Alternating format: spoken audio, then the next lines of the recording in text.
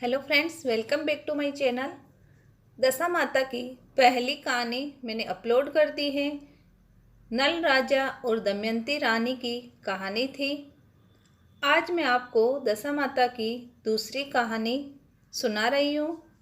एक राजा था, उसकी दो रानियाँ थी। बड़ी रानी के कोई संतान नहीं थी, किंतु छोटी रानी के एक पुत्र था। राजा छोटी रानी और उसके पुत्र को बहुत प्यार करते थे। ये देखकर रानी को ईर्ष्या होती थी।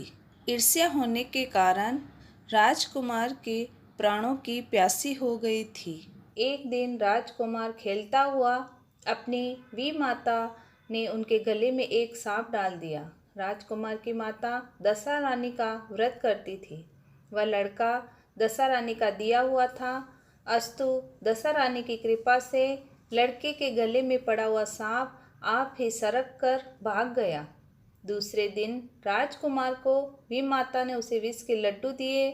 जो ही खाने लगा त्यों ही दशा रानी ने किसी दासी के वेश में प्रकट होकर लड्डू छीन लिए।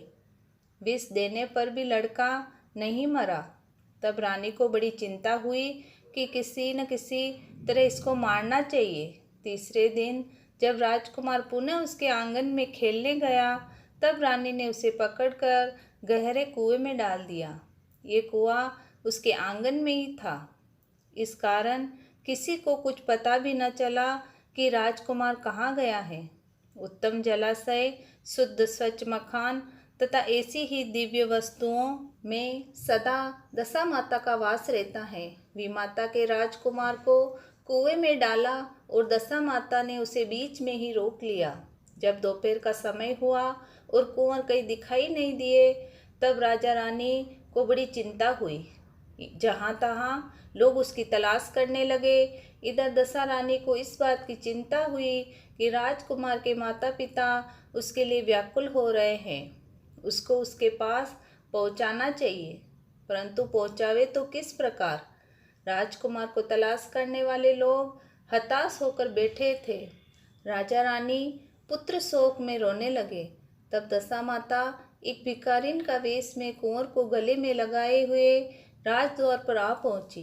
राजकुमार को एक वस्त्र में छिपाए हुए भिखारिन ने भिक्षा के लिए सवाल किया। तब सिपाहियों ने दुत्कार कर कहा कि यहाँ तो राजा का कुंवर खो गया है तथा सभी लोग दुख और चिंता में व्याकुल हो रहे हैं, और ऐसे में तुम्हें भिक्षा की पड़ी है। चल हट यहाँ से। तब दशा माता बोली, भाइयों, पुण्य का प्रभाव बड़ा होता है। यदि मुझे भिक्षा मिल जाए तो संभव है कि खोया हुआ राजकुमार भी मिल जाए। यह कहकर वह दोहरी के भीतर पैर रखने लगी। तब सिपाहियों ने उसे आगे बढ़ने से रोका। उस समय दशा माता ने एक वस्त्र में से बालक का पैर उगाड़ दिया। सिपाहियों ने समझा कि अभी कुंवर इसके हाथ में है, इसे जाने दो और कुंवर को भीतर छोड़ आने दो। उधर से बाहर आने लगेगी तब हम पकड़कर बिठा लेंगे। दशा माता कुंवर को लिए हुए भीतर चली गई। उसने राजकुमार को चौक में छोड़ दिया और वहां से वापस होकर चल दी, परंतु रानी ने उसे देख लिया। उसने डांट कर कहा कि खड़ी रह, तू कौन है? तूने 3 दिन से मेरे लड़के को छिपा कर रख छोड़ा था। तूने ऐसा क्यों किया? ठहर जा, इसका जवाब तो देती जा। दशा माता उसी क्षण ठहर गई। उसने कहा कि रानी, मैं तुम्हारे पुत्र को चुराने छिपाने वाली नहीं हूँ। मैं ही तेरी आराध्य देवी दशा माता हूँ।